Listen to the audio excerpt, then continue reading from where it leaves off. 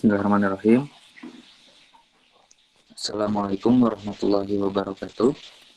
Assalamualaikum. Alhamdulillah rabbil alamin. Wassalatu wassalam ala Rasulillah. Amma ba'd.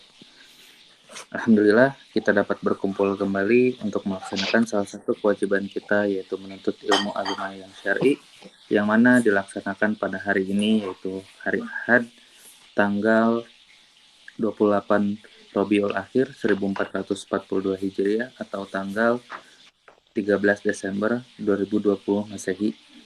Dan kita akan membahas atau mengkaji secara online, yaitu kitab fikih Asmaul Husna karya Profesor Dr. Abdul Razak bin Abdul Muhsin Al-Abad Al-Badar Hafizahullahu Ta'ala, yang akan dipandu oleh guru kita yang sudah hadir di tengah-tengah kita, yaitu Ustadz Abu Umar Indra SS Hafizahullah Ta'ala. Dan untuk mempersingkat waktu, dengan segala hormat untuk waktu, kami persilakan Ustadz. Ya. Assalamualaikum warahmatullahi wabarakatuh. Innal hamdalillah hamdan katsiran thayyiban mubarakan fihi kama yuhibbu rabbuna wa yardah. Asyhadu an la ilaha illallah wahdahu la syarika lah wa asyhadu anna Muhammadan abduhu wa rasuluhu la nabiyya ba'dah. Qala Allah Ta'ala fi kitabil karim a'udzu as-sami'il 'alim minasyaitonir rajim. Ya ayyuhalladzina amanu taqullaha haqqa tuqatih wa la tamutunna illa wa antum muslimun.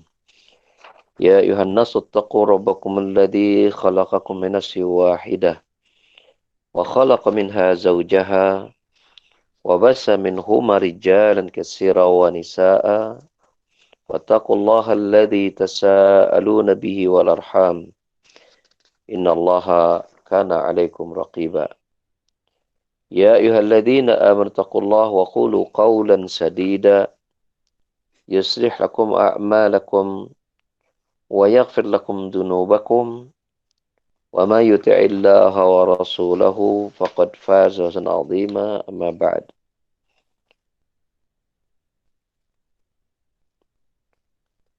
Ikhwah sekalian, rahimanallahu wa iyyakum. Pada kesempatan kajian kita subuh hari ini, kita akan melanjutkan kembali pembahasan kita yang sudah mulai memasuki satu atau yang pertama dari nama-nama Allah, ya, atau Asmaul Husna. Dan nama Allah yang kita maksud adalah lafaz Allah itu sendiri. Di mana pada pertemuan sebelumnya kita sudah membahas 5 kekhususan dari nama-nama dari lafaz Allah itu sendiri yang oleh Ibnu Qayyim rahimahullah taala itu di dalam kitab beliau, ya, dalam tulisan beliau tentang masalah itu bahkan menyebutkan 10 keistimewaan, ya.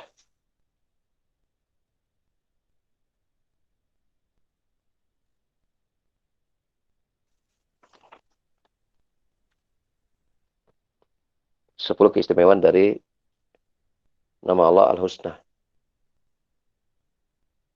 Ini masih kedengaran ini? Masih, Ustaz. Oh iya, iya.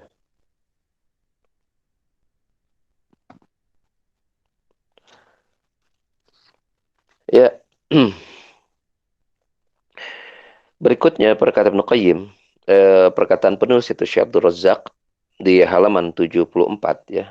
Barangkali punya bukunya. Kata beliau, adapun makna nama ini, yaitu nama dengan lafaz Allah, itu berasal dari kata al-ilah. Jadi kita sering dengar kata ilah. Itu pada kalimat diantaranya, ya, kalimat tauhid, ya, pada kata la ilaha, ya. Nah, lafaz Allah itu berasal dari kata al-ilah yang bermakna al-ma'bud, artinya yang disembah. Sehingga kalau diterjemahkan la ilaha, tidak ada yang disembah, ya. Walaupun nanti dalam penterjemahannya dengan mengikuti kaidah bahasa Arab itu ada tambahan bil haqqi ya. Jadi artinya tidak ada sesembahan yang benar itu kecuali Allah. Dan al-ilah itu sendiri merupakan salah satu nama-nama Allah yang baik. Maksudnya bahwa al-ilah itu juga merupakan salah satu dari al-asma'u al-husna yang dicantumkan dalam Al-Quranul Karim. Di antaranya dalam surah Al-Baqarah ya ayat 163 wa ilahukum ilahu wahid la ilaha illa huwa ar-Rahman ar-Rahim. Dan ilah kalian, maksudnya dan sesembahan kalian itu adalah ilahun wahid. Sesembahan yang wahid, yang esa, yang satu, yang tunggal. Tidak ada ilah atau sesembahan kecuali dia. Ar-Rahman Ar-Rahim, yang maha pemurah lagi maha penyayang. Dan ini juga dijelaskan pula lafaz al-ilah ini pada ayat-ayat yang lain. Di antaranya surat At-Taubah ayat 31 dan juga surat Al-Anbiya ayat 108. Ya. Mengungkapkan lafaz al-ilah. Kemudian penulis menjelaskan bahwasanya dan yang paling lengkap dan paling bagus dalam memaknai nama Allah yang berasal dari al-ilah tadi adalah apa yang diucapkan oleh Abdullah bin Abbas atau yang sering kita kenal Ibnu Abbas radhiyallahu anhu. Di mana beliau berkata, Allah adalah zat yang berhak untuk disembah dan diibadahi oleh semua makhluknya. Ini sebagaimana jelaskan oleh Al-Imam Nujairi dalam tafsirnya. Itu tafsir Al-Azizul Hamid ya di halaman 30. Ya kata Ibn Abbas, Allah adalah zat yang berhak untuk disembah dan diibadahi oleh semua makhluknya. Jadi ketika mendengar lafaz Allah saja, lafaznya saja, itu sudah mengandung makna dia adalah zat yang berhak untuk disembah dan diibadahi oleh seluruh makhluk. Dari sini kata penulis, yaitu Syekh Abdul Razak, bahwa Ibnu Abbas ini telah mengumpulkan ya dua hal, ya, mengumpulkan dua hal yang sebagaimana jelaskan dalam yang dinukil dan tafsir Nujarir. Yang pertama, yaitu penyifatan bagi Allah yang berkaitan dengan namanya. Ya, namanya tersebut. Yaitu nama Allah, itu mengandung sifat, yaitu sifat uluhiyah. Itu sifat peribadahan. Jadi kalau kita dengar kata ilah atau Allah, itu ada kandungan sifat ya peribadahan.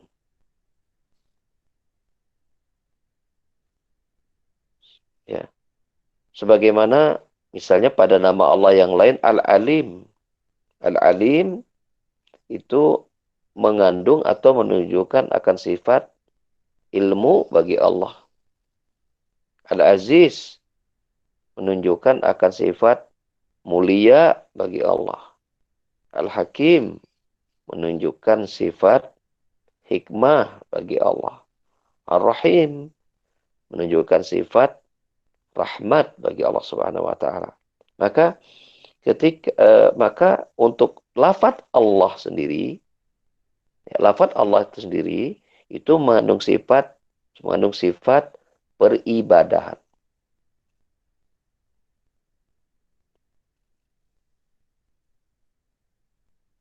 yang mengandung sifat peribadahan. Maka di sini lafaz Allah itu dia adalah zat yang memiliki sifat ilahiyah, yaitu memiliki sifat peribadahan. Maksudnya dia adalah zat yang diibadahi, disembah. Dan tidak boleh ada selain dirinya yang menyandang sifat yang agung ini dari segala segi.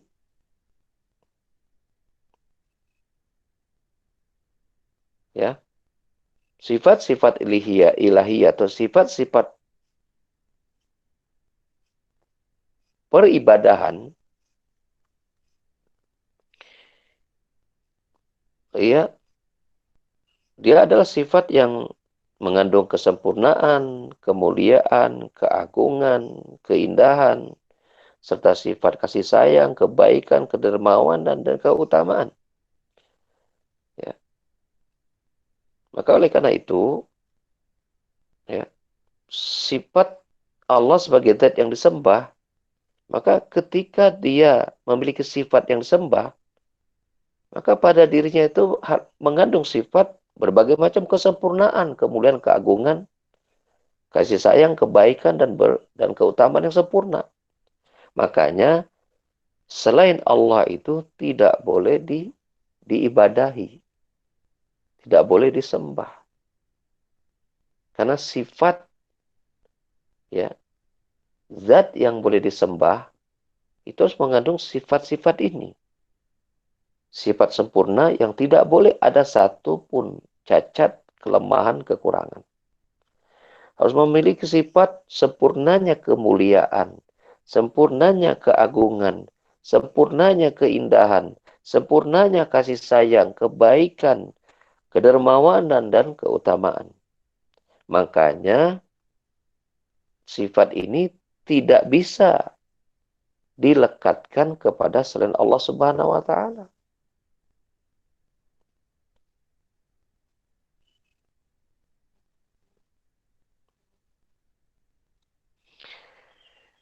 Dari sinilah kita mengetahui bahwasanya Allah disembah karena memiliki sifat-sifat keagungan, kebesaran.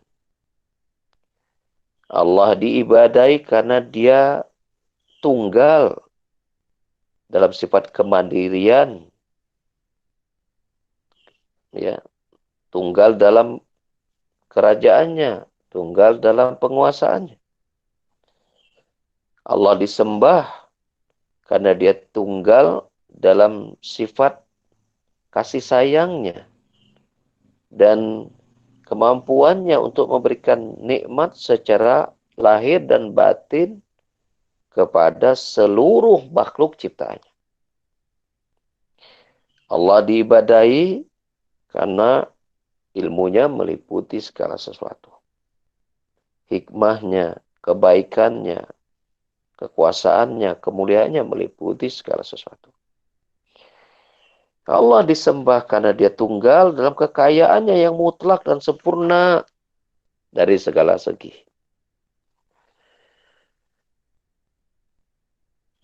Maka pantaslah kemudian selain Allah adalah makhluk yang selalu membutuhkan Allah dalam segala segi. Bila Allah sempurna dalam segala segi, maka selain Allah adalah makhluk yang membutuhkan Allah dari segala segi. Ya. Baik dalam hal mencipta, mengatur, ya. Mereka membutuhkan Allah. Dalam rezeki, ya. Dalam setiap kebutuhan dan keadaan darurat. Bahkan akan selalu membutuhkan Allah dalam ketika mereka beribadah dan menyembah Allah Subhanahu wa taala. Makanya kan kita ungkapkan itu dalam surah Al-Fatihah itu, Iyyaka na'budu wa iyyaka nasta'in. Hanya kepadamu-lah ya Allah kami beribadah. Artinya tidak ada yang kita ibadahi selain Allah. Dan hanya kepadamu-lah kami mohon pertolongan. Nah, pertolongan terbesar yang kita minta kepada Allah, ya, itu pertolongan agar bisa beribadah kepada Allah dengan benar. Kita tahu beribadah dengan penuh keikhlasan itu bukan perkara mudah. Beribadah dengan penuh semangat, tidak malas-malasan, itu bukan perkara mudah. Beribadah dengan konsisten, istiqomah, ya, itu bukan perkara yang mudah. Maka itu semua membutuhkan pertolongan Allah agar dimudahkan. Dan tidak mungkin kita meminta pertolongan kepada zat yang memiliki kekurangan. Sebab kalau memiliki kekurangan berarti dia membutuhkan pertolongan untuk menutupi kekurangannya. Gitu. Dari sinilah beribadah kita contohnya berupa bertawakal, menggantungkan harapan. Maka salah besar bila kita menggantungkan harapan kita itu kepada selain Allah. Bergantung kepada makhluk, bergantung kepada manusia. Dalam hal yang bermanfaat yang kita inginkan atau dalam hal mudarat yang kita ingin agar terhindar. Mengapa?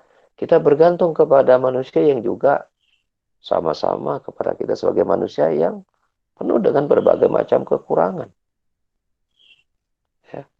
Berarti kita bergantung kepada sesuatu yang rapuh. Bergantung kepada sesuatu yang rapuh, yang tidak bisa dijadikan pegangan. Ya. Itu contohnya, ya aplikasinya. Mengapa Allah itu adalah, lafaz Allah itu sendiri adalah lafaz yang mengandung sifat uluhiyah. Yaitu dia zat yang harus diibadahi. Ya. Salah satu contohnya adalah bertawakal. Karena tawakal itu adalah ibadah kepada Allah Subhanahu wa taala.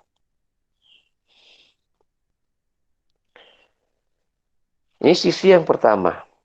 Jadi ketika Ibnu Abbas mengatakan Allah adalah zat yang berhak untuk disembah.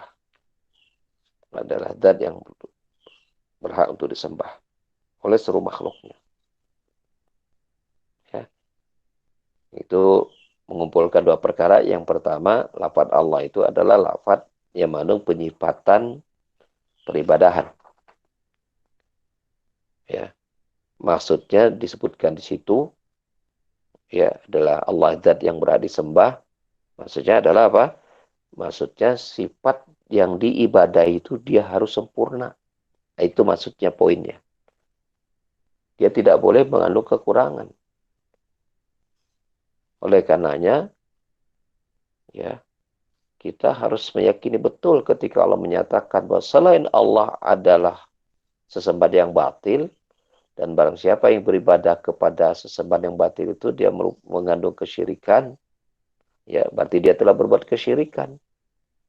Itu harus kita kita yakini betul seperti itu. Ya, itu benar.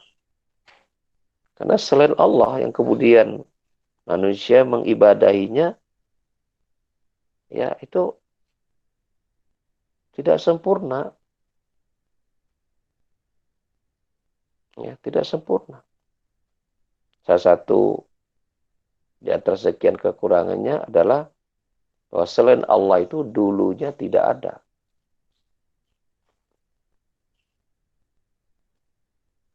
Baru kemudian Allah ciptakan. Nah, sesuatu yang tadinya tidak ada kemudian diciptakan, itu kan sudah menunjukkan dia lemah. Karena kalau diciptakan berarti apa? Berarti dia berada di bawah kendali penciptanya. Kalau penciptanya tidak ingin menciptakan dia, dia tidak ada, gitu kan? Begitu. Belum lagi ketika dia sudah ada itu, ya, dia tidak memiliki sifat sempurna. Sebutkan apapun dari agama-agama Islam yang menyembah selain Allah Subhanahu wa taala. Yang sudah ada sampai hari ini itu memiliki sifat banyak kekurangan. Ya, bila mereka menjadikan Tuhan-Tuhan mereka berupa benda-benda gitu kan, berupa patung.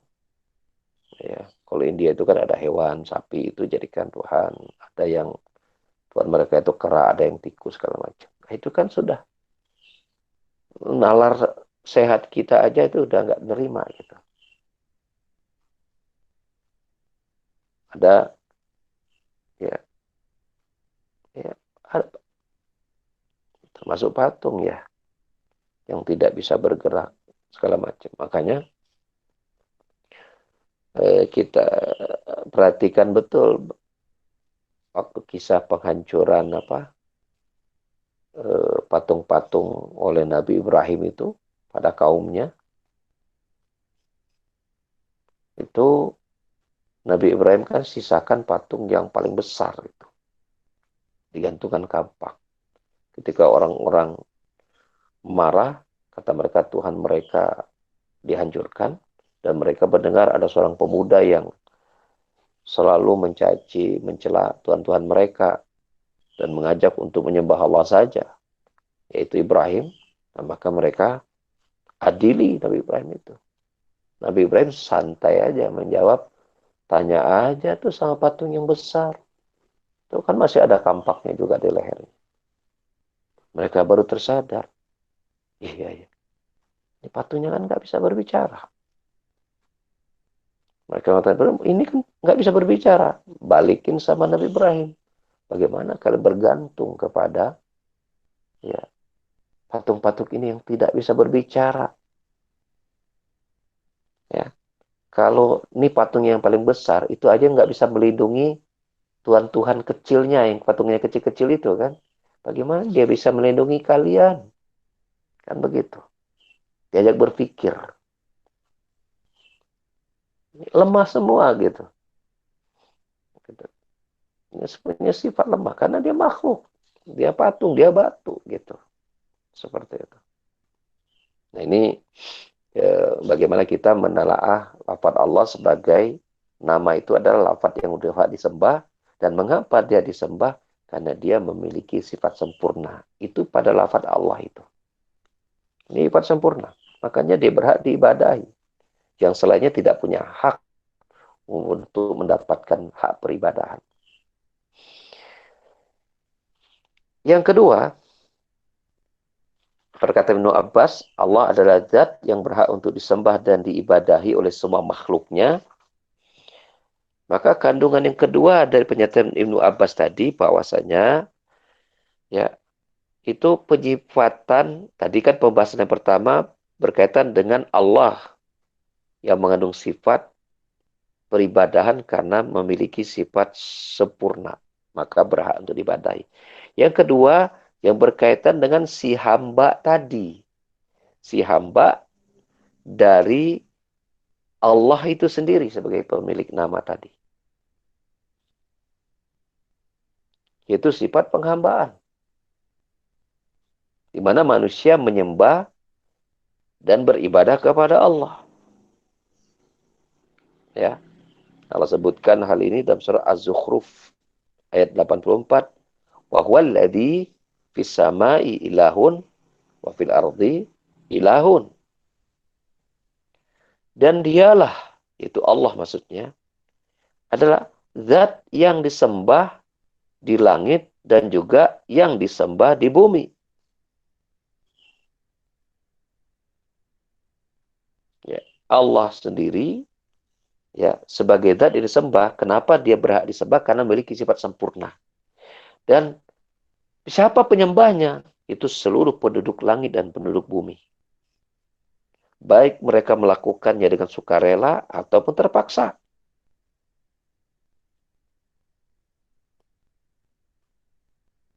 Ya, mereka semuanya tunduk kepada keagungan, patuh dan pada kehendak dan keinginan Allah Subhanahu wa taala. Pasrah kepada kemuliaan dan kemandirian Allah. Seluruh hamba-hamba Allah tersebut beribadah kepadanya. Ya, mereka mengerahkan semua kemampuan mereka, baik hati, jiwa, rohani, ucapan maupun perbuatan untuk beribadah kepada Allah sesuai dengan kedudukan dan tingkatan-tingkatan mereka dalam beribadah kepada Allah. Ya, gitu. Jadi didapati bahwa seluruh makhluk itu beribadah kepada Allah sesuai dengan kadar peribadahan mereka kepada Allah. Rela atau tidak rela. Yo, apa maksudnya? Bahwa semuanya pasti beribadah, ya, rela atau tidak rela. Kalau dia di langit, makhluk malaikat ya pasti. Ya, bahkan malaikat yang ada di bumi pasti mereka dengan sukarela beribadah kepada Allah. Lalu bagaimana kita mengatakan manusia rela atau tidak rela? Mereka pasti beribadah kepada Allah. Yang rela ya orang beriman. Yang orang beriman juga bertingkat-tingkat. Ya, ada yang melakukan ibadahnya serius, sukarela karena butuh kepada Allah. Ada yang beribadahnya karena terkondisi, karena terpaksa. Ada yang memang beribadahnya kadang ibadah, kadang tidak. Gitu kan. Kita dapati ada orang kadang sholat, kadang tidak gitu kan. Seperti itu. Kadang taat, kadang maksiat. Itu tingkatan orang beriman, ya. Ada yang melakukan yang wajib-wajib aja, yang wajib sama yang ada yang melakukan yang wajib-wajib saja dan yang haram-haram saja, yang sunnah ditinggalkan, yang makruh dikerjakan. Ada yang menyempurnakan kesemuanya juga, selain wajib ya sunnah juga. Meninggalkan tidak sayang haram tapi juga yang makruh. Ada yang kadang taat, kadang maksiat. Itu orang beriman itu. Ya. Tingkatannya ada 3 tadi. Yang pertama, yang terbaik ada as-sabiquna bil khairat bi'izni rabbih. Itu mereka yang terdepan dalam beribadah kepada Allah. Tidak saja mengerjakan wajib, yang sunnah juga dikerjakan. Ya, termasuk tidak saja meninggalkan yang haram, yang makruh pun ditinggalkan. Nah, kalau yang kedua, itu namanya muktasid, pertengahan. Ngerjakannya yang wajib-wajib aja, ditinggalkan yang haram-haram, yang sunnah dia nggak peduli. Ah, sudah inilah, nggak apa-apa ditinggal. Ini yang sedang namanya. Dia nggak melakukan perbuatan haram, tapi makruh ya disikat sama dia. Ini kan makruh, nggak dosa gitu. Nah, ini yang sedang namanya kualitas peribadahnya. Yang ketiga adalah ya yang yang yang apa? Yang ketaatan dia kerjakan, yang maksiat juga masih dia kerjakan. Gitu. Nah, ini tingkatan-tingkatan orang beriman. Ya. Lalu ada manusia yang tidak beriman, mereka juga ya beribadah kepada Allah dalam bentuk yang lain. Kita mengatakan mereka kan kafir. Kenapa mereka dikatakan dia juga beribadah? Ya, mereka juga beribadah, tapi dalam bentuk yang lain, yang mereka sendiri tidak sadar mereka itu pasti tunduk kepada Allah. Nggak sadar itu, karena nggak kenal Allah. Apa itu?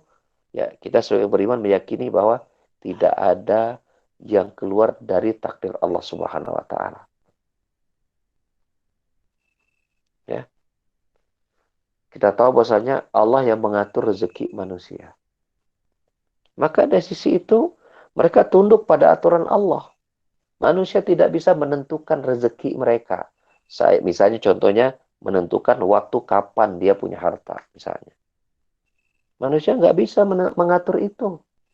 Saya ingin ya di tanggal 12 bulan 12 misalnya tahun 2030 ya saya pengen punya rumah 100 misalnya atau punya rumah satu gitu kan.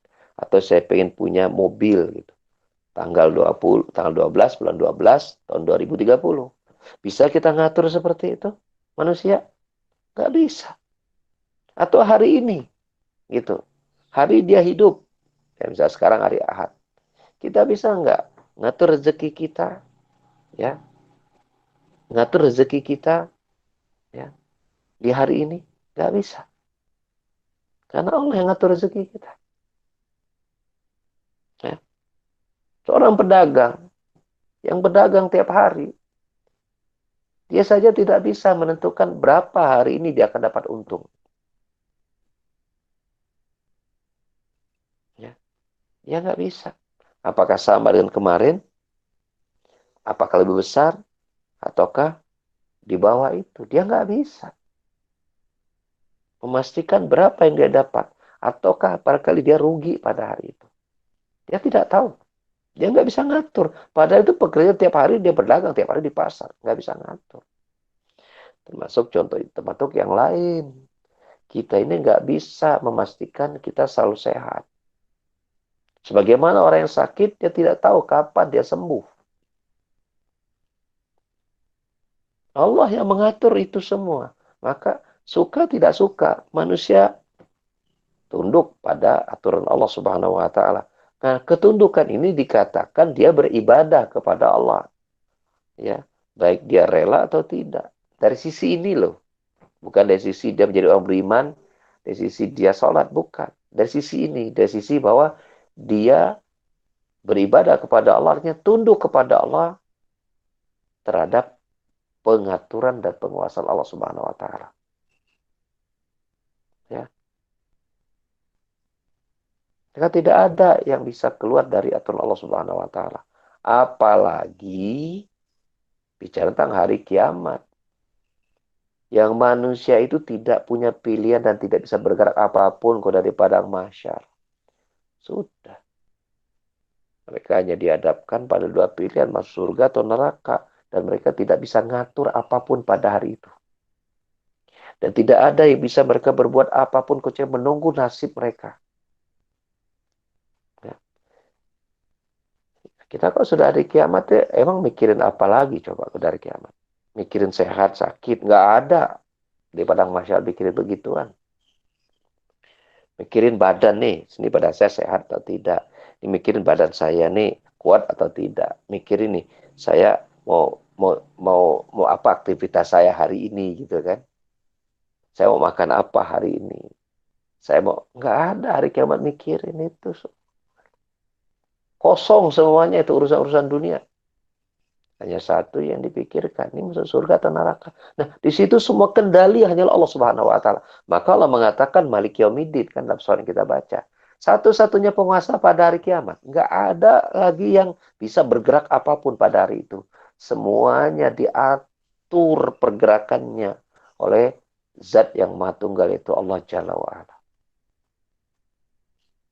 Baru terasa mereka itu menjadi hamba Allah seluruh. Baru sadar. Daripada hari itu ketika mereka memilih itu beriman, memberikan untuk menyesal, itu sudah nggak ada guna lagi. Dan yang terdekat kan di alam kubur. Kita tahu setiap yang mati, ketika dia bertemu Munkar dan Nakir. Ya, ketika yang mati dalam kubur nih, bertemu Munkar dan Nakir. Ya. Itu ketika saat itu manusia dalam kubur, ketika dia hidup di alam kubur, ketika dia ditanya oleh malaikat Munkar dan Nakir, dia ketika pada saat itu dia mikirin anak istrinya enggak ada. Mikir kerjaannya enggak ada. Mikir pakaiannya enggak ada. Mikir rumah enggak ada. Mikirin duit enggak ada. Dan itu depan mata kita pada hari ini. Enggak ada. Yang dipikirkan pada hari itu selamat enggak dari adab kubur saat itu. Enggak ada mikirin siapapun. Mikirin orang tua, mikirin anak, mikirin pasangan, mikirin teman, mikirin kerjaan, mikirin harta, mikirin duit. Itu alam kubur tuh nggak ada itu kok udah ditanya malaikat munkar dan nakir itu. Hanya satu saja, apakah selamat nggak nih dari adab kubur gitu. Di hari kiamat sama, berpikir apa selamat nggak dari adab neraka. Cuman bedanya, kalau seorang itu mendapatkan nikmat kubur, maka nikmat surga lebih besar daripada nikmat kubur. Ketika seorang itu mendapatkan adab kubur, maka adab neraka lebih dahsyat daripada adab kubur. Tapi tidak akan ada manusia yang sanggup menahan penderitaan. Ya jangankan neraka, kalau di adab kubur saja nggak ada manusia yang sanggup menahan. Jangankan siksaan yang sangat besar gitu ya. Di dunia saja, kita saja banyak nggak kuat kok dikasih sakit ini, sakit itu. Udah ngeluh. Udah ngeluh kan kita kan.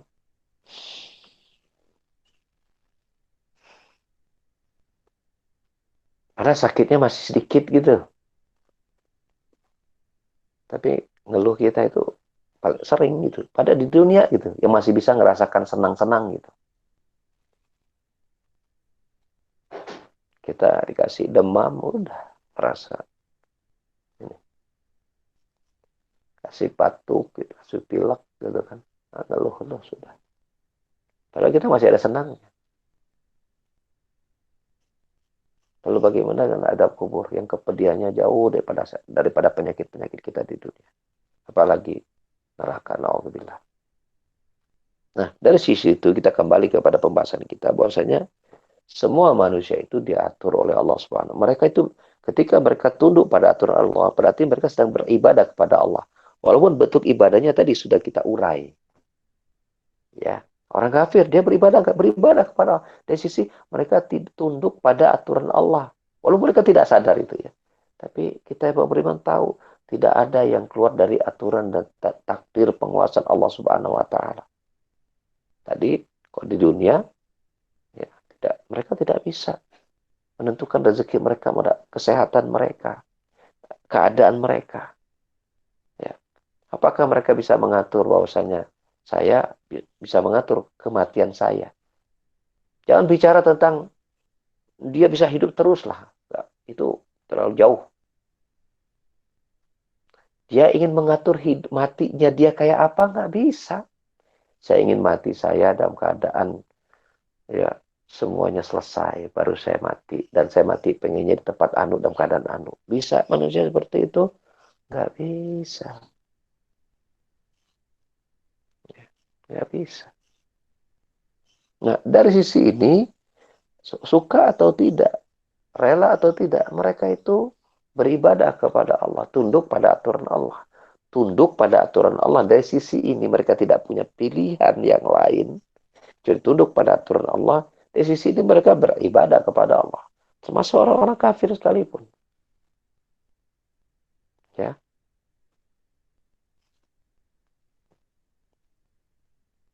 Adapun orang beriman, ketundukan mereka kepada Allah tentu jauh-jauh lebih baik daripada orang kafir. Karena ketundukan orang beriman itu sudah ditunjukkan pada ya amalan-amalan, ya amalan-amalan ketundukan yang didasari keimanan. Ya sampai di situ dulu ya kajian kita pada subuh kali ini. Mangga barangkali kalau ada pertanyaan dipersilahkan.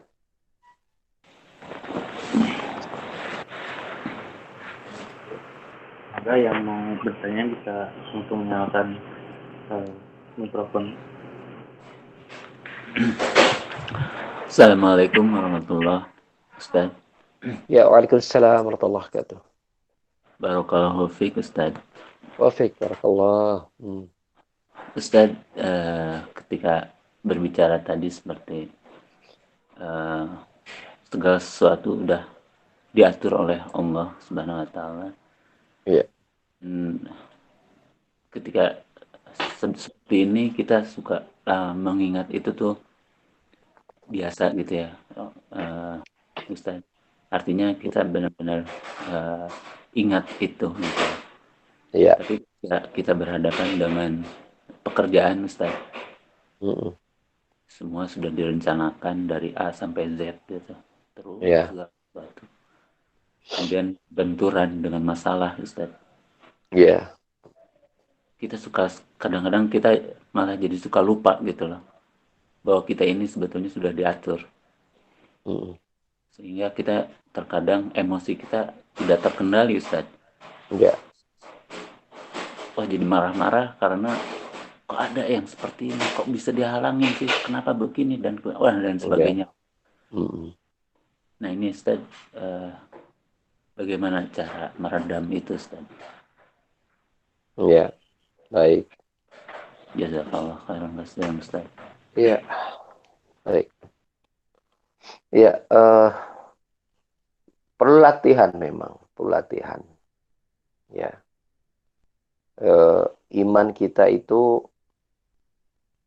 punya sifat dia bertambah dan juga punya sifat berkurang. Iman itu punya sifat kadang naik, kadang turun.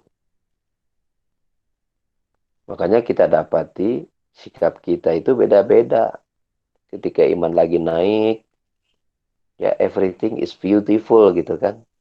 Ketika iman lagi naik, semuanya indah gitu. Ya, ketika susah juga happy-happy aja gitu. Karena iman lagi naik gitu.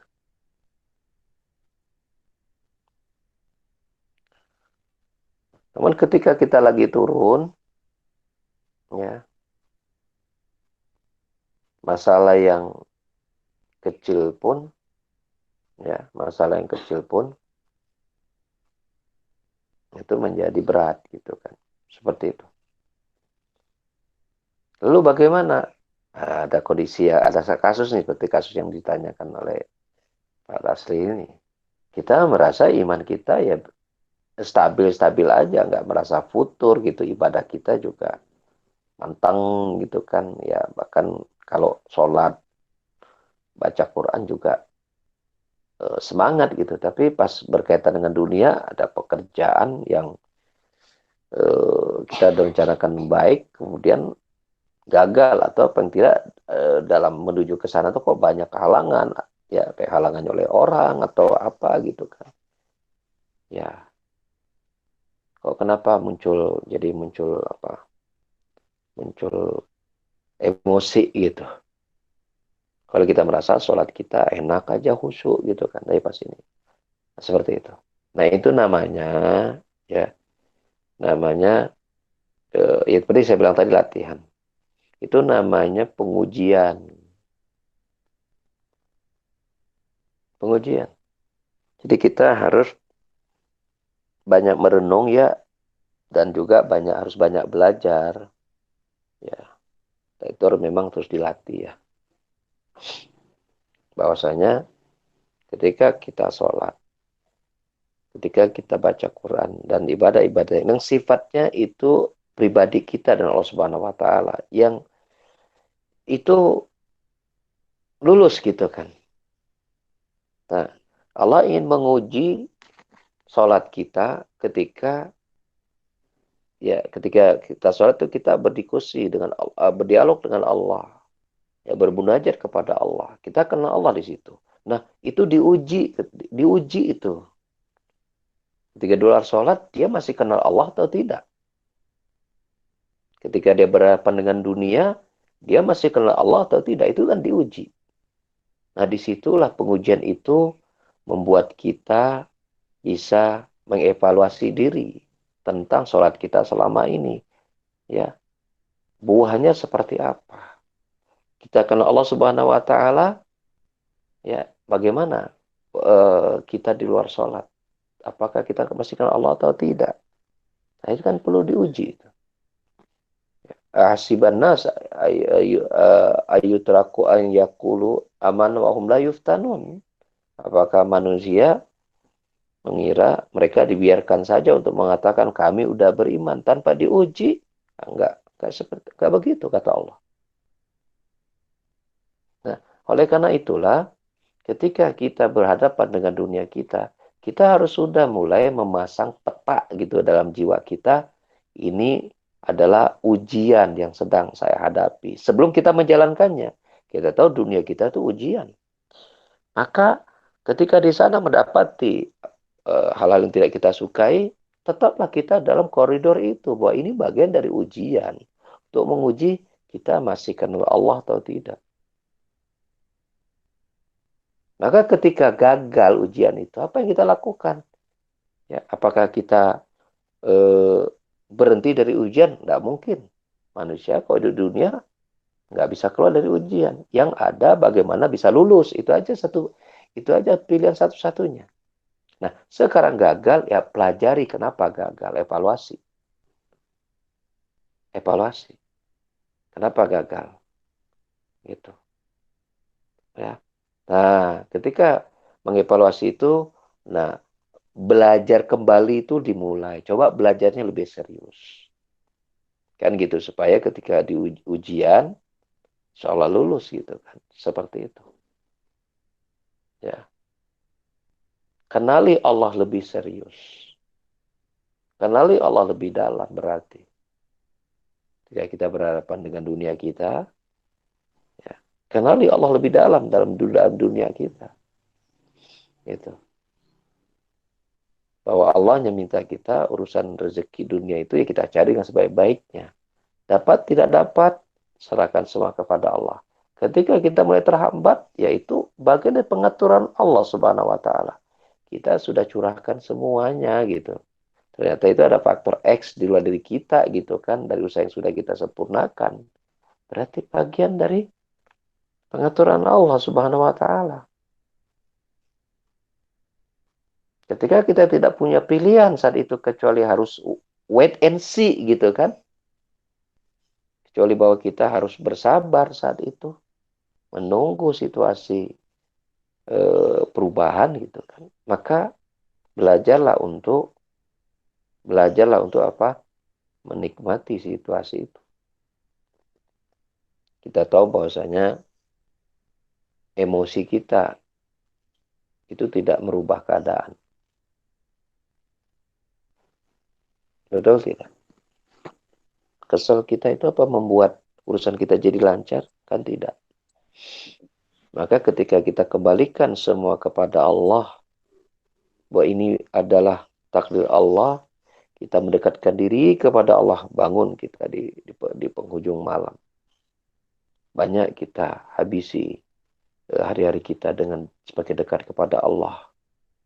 Ya, kita kuatkan diri kita bahwasanya ini adalah bagian dari pengujian keimanan. Maka itu akan membuat kita tenang. Nah, tenang dalam menghadapi ujian itu pertolongan Allah. Kalau ujiannya terlewati lulus, masa selesai, itu pertolongannya lebih besar lagi. Ya, jadi banyak permasalahan-permasalahan kita di dunia ini yang sebenarnya eh, bukan jalan keluarnya yang kita cari. Karena mungkin nggak ada penyelesaian masalah itu. Ya kita cari bagaimana Allah menolong kita untuk kuat menghadapinya. Sabar dan menjalaninya. Itu yang kita butuhkan pada hari ini. Ya, kalau kita melihat memang permasalahan itu permasalahan yang kita nggak tahu jalan keluarnya bagaimana gitu. Ya kayak sekarang aja misalnya contohnya pandemi gitu kan sekarang. Kita kan udah nggak tahu kan gimana harus maunya kita kan wabah ini cepat selesai. Nah, kita nggak ada pilihan gitu.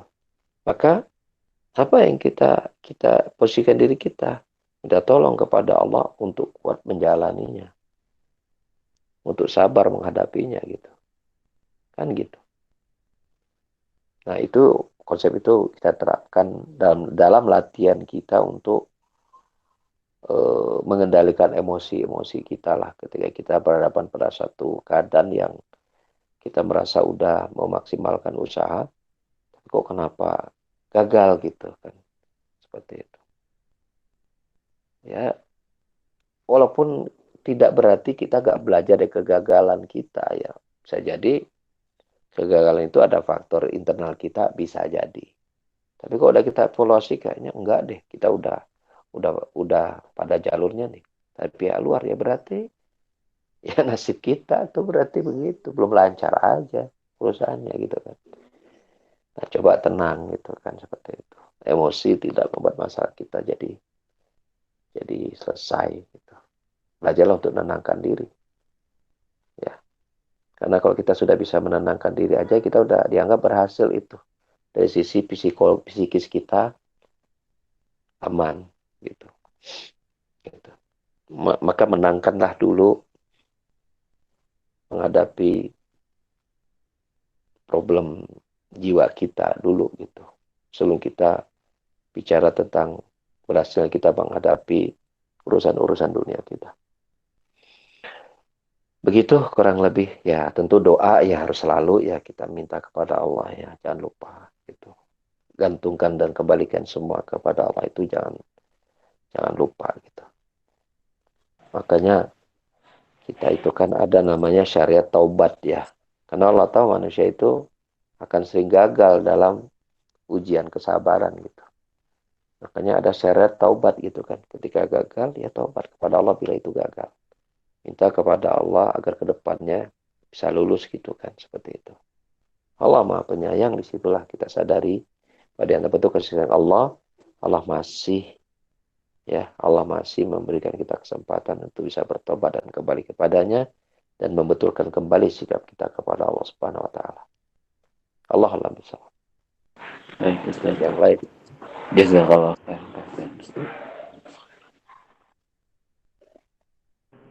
Enggak, yang lain yang ingin bertanya bisa menyalakan langsung mikrofonnya untuk bertanya.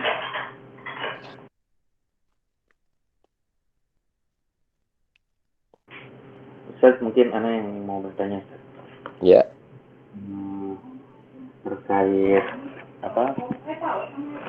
Ana sering tentang ini tentang usaha, mungkin di mm, luar ini. Ana sering dengar gitu, Ustaz, apa kayak doa penglaris apa. Nah ini yang Ana cari-cari sampai sekarang belum ketemu gitu, Ustaz. ya emang Padahal nggak ada, nggak ada ya. Dia maksudnya banyak banget itu Ustaz yang nggak ada, nggak ada angkat dalilnya, nggak ada nggak dalil, nggak ada. uh, Nggak, setahu anak juga sampai ini belajar nggak ada doa khusus doa khusus ya ini dibaca setiap kali mau misalnya mau bisnis baca ini sekian kali baca sejauh ini selama anak belajar nggak ada dalil sampai ke situ. hmm, iya Ustaz. Itu mungkin Ustaz pertanyaannya. Iya, nanti lama-lama jadi primbon itu. Oh iya benar Ustaz ya. Maksudnya malah Iya, jadi syirik ya Ustaz. itu nggak ada itu. Yang betul ya lakukan ketaatan-ketaatan, ya tawakal kepada Allah itu. Saya memaksimalkan usaha, ya memaksimalkan usaha. Apa ya namanya kita ya memang begitulah ya kadang kita sebagai manusia itu memang di sifat manusia kita ini ya emang suka mengeluh ya suka mengeluh ketika kita lagi ada maaf ya yang rezeki kan kita semua identikin kan duit ya ketika uang kita banyak gitu kan ya ya senang lah ya wajar manusia kan gitu. Ketika uang kita susah kita merasa ketika uang kita nggak ada kita merasa susah itu kan sifat manusia kita sifat manusia kita. Ketika usaha kita lagi bagus, ya kita ya happy lah. Ketika usaha kita lagi lancar, lagi ada masalah, kita susah gitu. Ya, apalagi bersamaan dengan itu apa banyak pengeluaran untuk biaya-biaya yang harus kita keluarkan. Ya kita susah. Dan itu sifat kita gitu. Nah, Allah menguji kita itu mengeluh atau tidaknya gitu loh. Untuk kemudian kita merasa berat ya, nama juga sedang diuji ya, uji dikurangi hartanya, uji kurangi itu dan ini gitu kan. Cuman mengeluhnya itu loh yang harus kita lawan gitu. Jangan sampai mengeluh, menyesal. melaksanakan apa yang telah takdirkan. Nah, itu yang diujian di situ. Kalau perasaan berat menghadapinya, ya nama juga diuji kan. Nama juga diuji seperti itu. Nah, termasuk ketika kita dagang. Kadang kita bilang ada teman dagang kita kok berhasil, kita kok belum gitu kan. Nah, seperti itu. Kita udah ganti ini usaha itu gitu. Kok belum juga gitu kan. Nah, jangan sampai kita terjebak pada tadi ketika kita dapatkan ada ini lakukan amalan itu, bacaan itu. Nah, sebenarnya kita dapat ujian yang kedua dan ini lebih berat. Ujian apa? Ujian kita tetap berada di atas sunnah atau tidak gitu kan. Itu kan lebih berat itu ujiannya. Kalau dunia kita belum ketemu nih, misal contoh kita bisnis nih. Belum ketemu nih, belum lancar nih. Ya itu berat. Tapi ketika kita diuji, dikasih amal-amal itu ujiannya lebih berat. Karena kalau gagal itu, ya dok, kerugiannya bisa lebih besar gitu. Kita nggak sabar dosa. Tapi melakukan amalan baru bisa jadi lebih besar dosanya kan. Kali gitu yang tidak ada contoh dari Nabi SAW. Ya. Memang eh apa ya? Untuk selalu kuat menghadapi ujian Allah itu, ya, ya nggak bisa emang selalu stabil namanya kita manusia itu. Kadang bagus, kadang turun, pas segala macam. Makanya antisipasi ketika lagi turun itu jangan sampai drop, ya. Jangan sampai eh, sudah mulai sholat ditinggalkan, itu udah bahaya. Ya. Sudah mulai nggak suka dengan nasihat-nasihat agama, itu bahaya. Sudah mulai nggak suka baca Quran, ngaji, itu bahaya. Jangan, ya, seperti itu. Terus ya bertahan sampai Allah Subhanahu wa taala tambahkan kekuatan iman menghadapinya sampai Allah kemudian berikan jalan keluar di permasalahan kita. Nah, di sini diuji nih kita tergoda nggak sama kadang tawaran-tawaran usaha yang barangkali ya kok bisa tentang bisnis ya ternyata membawa kita kepada maksiat misalnya. Atau tadi diberikan amalan-amalan yang sebenarnya amalan itu ya nggak ada contoh dari Rasul Shallallahu Alaihi Wasallam. Nah, itu ujian itu, goda itu mah, ada bentuk yang lain. Baik, ada lagi? Syukran jazakallahu khairan. Ya, Shallallahu. Untuk yang bertanya lagi, mangga untuk dinyalakan mikrofonnya.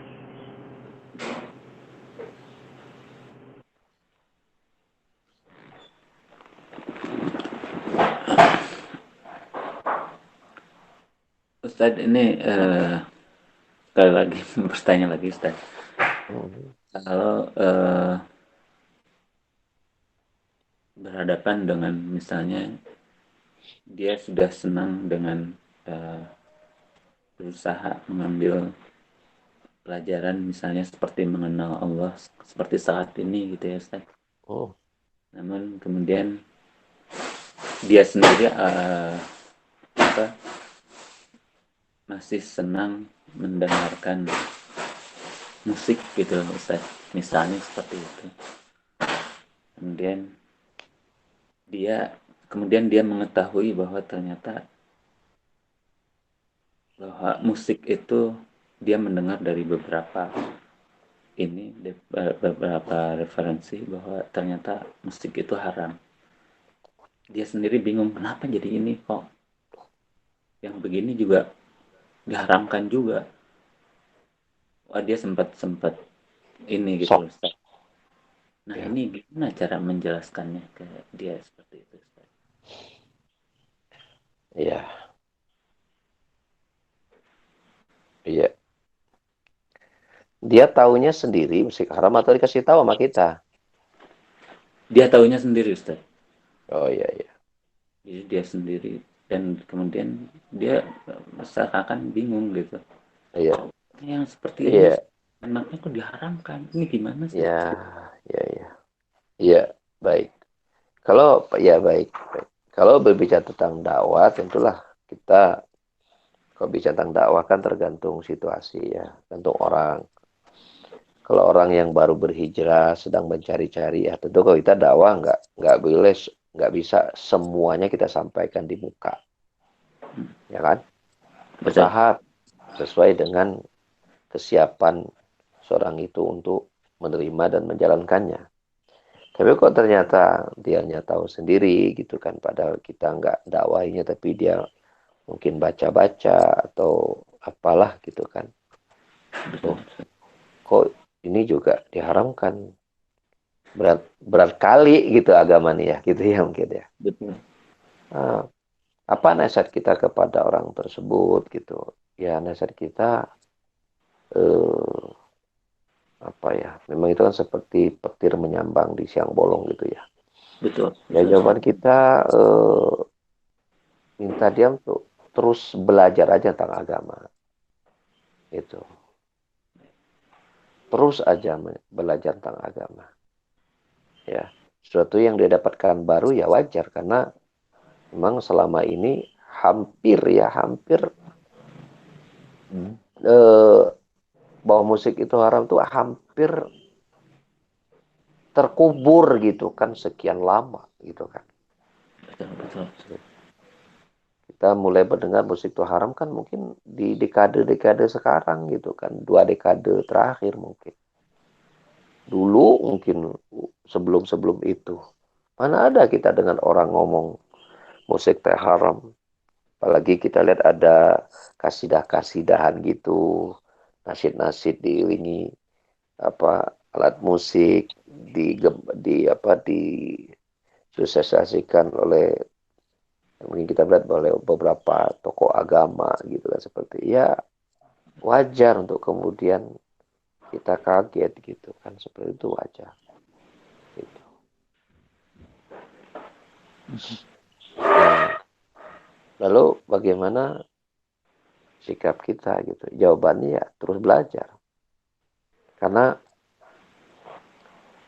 kalau dia berpikir kaget gitu kok selama ini nggak ada, maka sebenarnya hal-hal yang dosa, perkara-perkara dilarang agama yang belum dia ketahui lebih banyak lagi gitu. Bukan itu saja, ya kan? Ya, Betul. disampaikan, nah ini kan kamu baru satu kaget kan. Soalnya kalau kamu belajar lebih dalam, kamu akan kaget lagi. Lihat ternyata banyak sekali kesalahan-kesalahan yang ada, yang familiar di tengah-tengah kita. Tapi banyak orang Islam tidak tahu. Ya, tidak sadar gitu bahwa itu keliru gitu. Bahkan kekeliruan itu sampai pada derajat kesyirikan. Banyak orang Islam yang nggak tahu. Oh itu sampai pada derajat kesyirikan. Soalnya dianggap masalah sepele gitu kan. Ya, seperti ramalan bintang. Kalau banyak orang-orang Islam yang eh, kesannya iseng, tapi akhirnya ya suka. Setan kan masukkan dari keisengan dulu sampai jadi serius kan oleh manusia kan. Nah itu tahapan-tahapan setan menyesatkan manusia gitu. Akhirnya percaya sama isi ramalan bintang dan mulai berbangga dengan bintang saya ini, bintang kamu ini kan.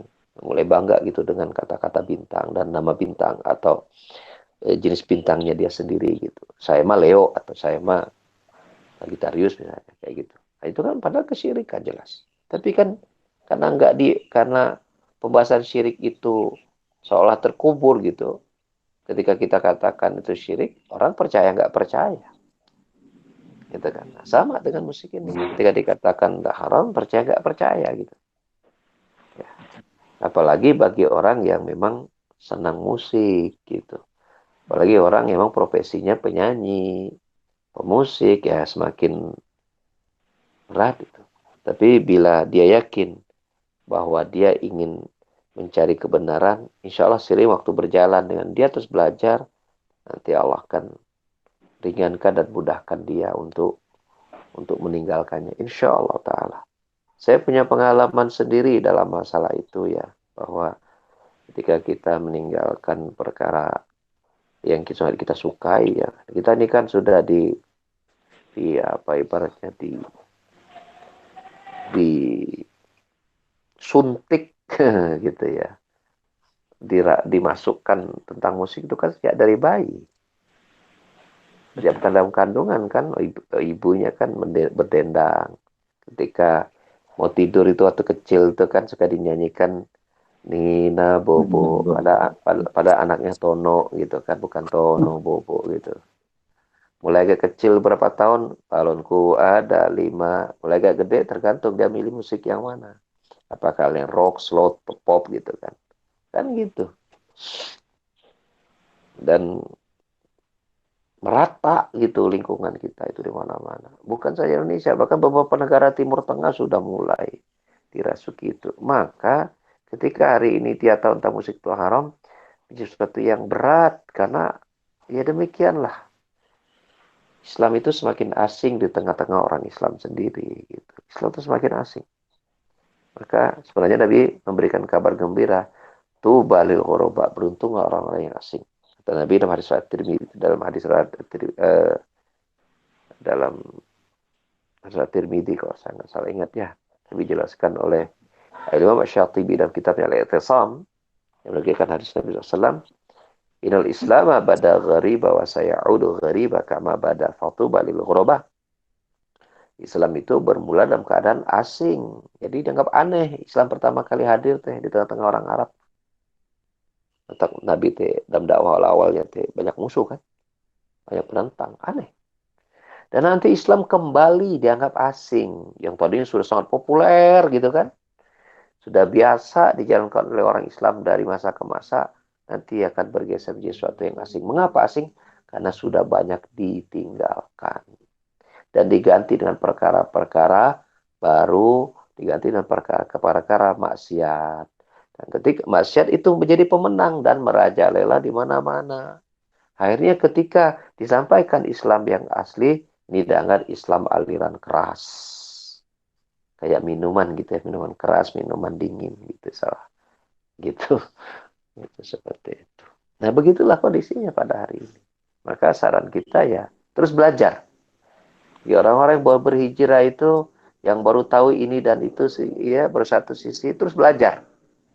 Ya, sampai bisa ke dalam inti dari agama kita ini kemana gitu kan seperti itu. Maka dengan izin Allah insya Allah mudah dia mendapatkan hidayah dan dari situ dia bisa istiqomah dan meringan untuk menjalankan syariat Allah Jalla wa'ala. Ya, sampai di situ kajian kita pada hari ini.